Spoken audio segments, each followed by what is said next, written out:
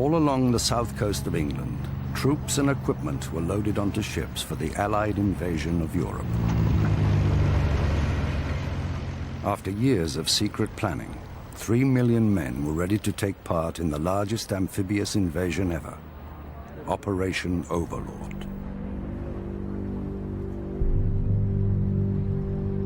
Many of the soldiers had never seen action before.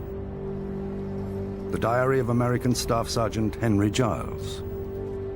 The whole outfit now has a very bad case of the invasion shakes. Very little talk about anything but assault landings and what the casualties will be. Any way you look at it, it's not gonna be a piece of cake. Caught myself wondering for the 100th time how the hell I got here. What the hell I'm doing here. Me, Henry Giles, an old farm boy from Kentucky. For the first time in years, my uniform doesn't seem to fit. A little too tight.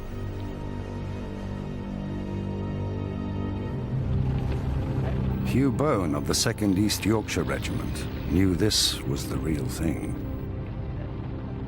No question about D-Day and H-Hour now. Only the 24-hour prior confirmation to come, and the issue of the real maps in place of the bogus ones. Then we learned there was to be a 24-hour postponement because the weather was so bad. D-Day would now be Tuesday, the 6th of June.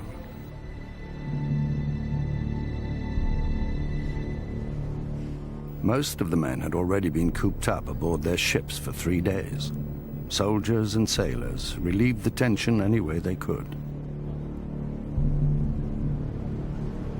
Many wrote letters home. When the invasion starts, you may not hear from me for some time. There's no use kidding you. When we go in, it'll be rough.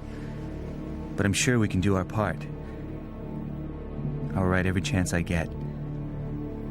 In the meantime, take care of yourself and write often. Love, from your son.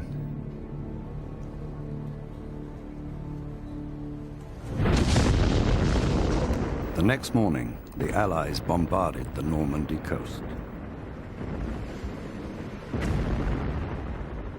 Waiting to go ashore was Sergeant Keller of the Devonshire Regiment. When we were about 200 yards from our landing point, I could see heavy machine gun bullets cutting up the sand and making a noise like a huge swarm of bees. I thought, my God, we're going to be slaughtered.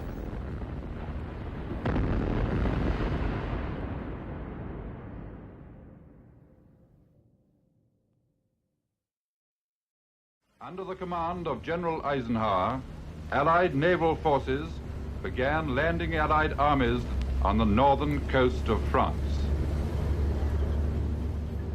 Canadian Charles Martin had landed on the beach codenamed Juno. A moment came when some reality sank in about all the things that had happened. It hurt. We learned that half of our original company, those I joined up with in June of 1940, had been killed or wounded. The tears came. So many had been lost.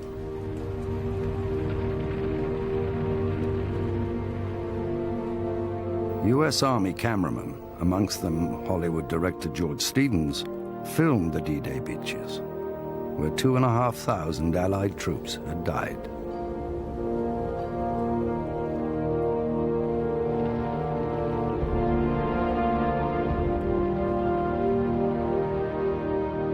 But the invasion had been a great success. By the end of June, 1 million men were ashore.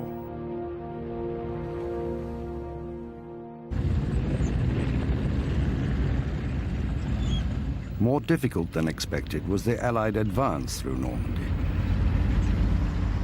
William Preston was a corporal with an American tank battalion. Dearest Phil, the Battle of the Hedgerows continues as near to jungle fighting as anything I can think of. The small open fields surrounded by thick bushes and trees are only traps for the unwary. It makes advancing agonizingly slow, nor do I ever feel more like a goldfish in his bowl than when we advance across these fields from hedgerow to hedgerow. Much love, Bill. Gradually, the Allies wore down an increasingly exhausted German army.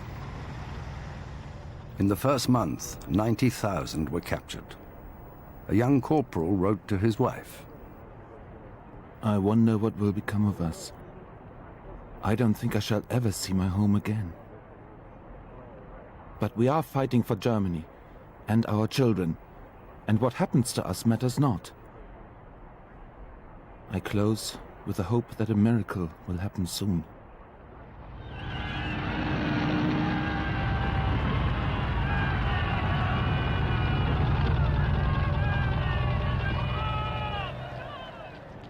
Allied victory was proving expensive. Over 36,000 troops dead. Many of the veterans were tired of fighting. U.S. First Lieutenant Howard Bradford had already served in North Africa and Sicily. Dear Dad, never before have I felt so low. I'm sure that it can't last much longer. We have paid a heavy price. I know I shouldn't write like this, but there's nothing else to say. I'm so sick of war that sometimes I feel that I'm losing my mind. It's been very hard, but the damn thing can't last forever. Not for me, it can't. All my friends are gone now. I'm a stranger in my own battalion. I shall try and do better in my next letter. Howard. 2 weeks later, Howard Bradford was killed.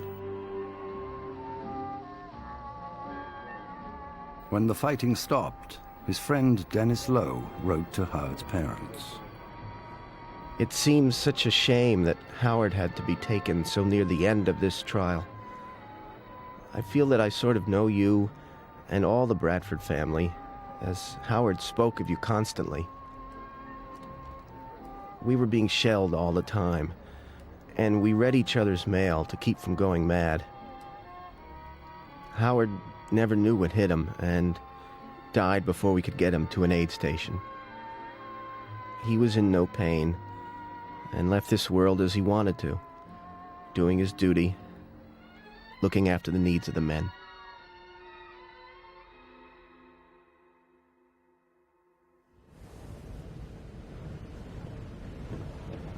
Two months after the Normandy landings, there was a second D-Day on the Mediterranean coast near Cannes. After very little resistance, 94,000 men and 11,000 vehicles advanced inland.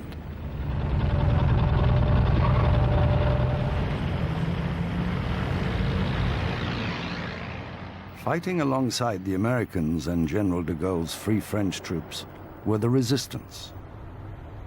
Georges Fedel witnessed their pride and determination. The battle started. A fight to the death, as the people understood that the liberty of their town depended on it.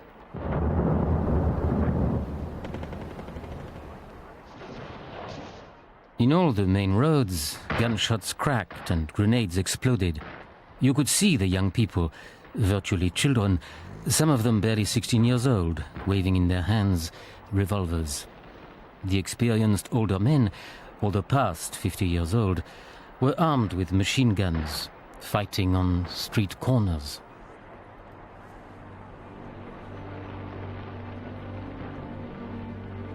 As the defeated Germans were rounded up, the Free French went after thousands of suspected collaborators. Georges Fedel described one vengeful attack.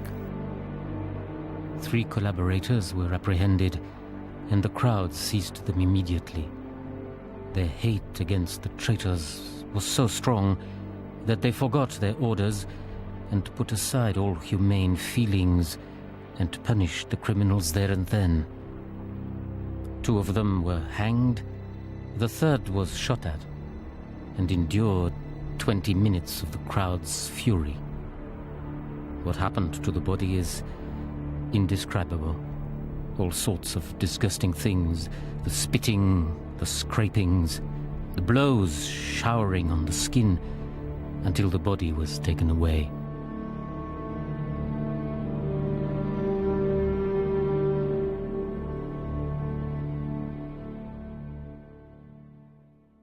Nous nous aimions bien tendrement, comme s'aiment tous les By August the 26th, Paris had been liberated. Tu m'as quitté, depuis je suis désespéré, je te vois partout.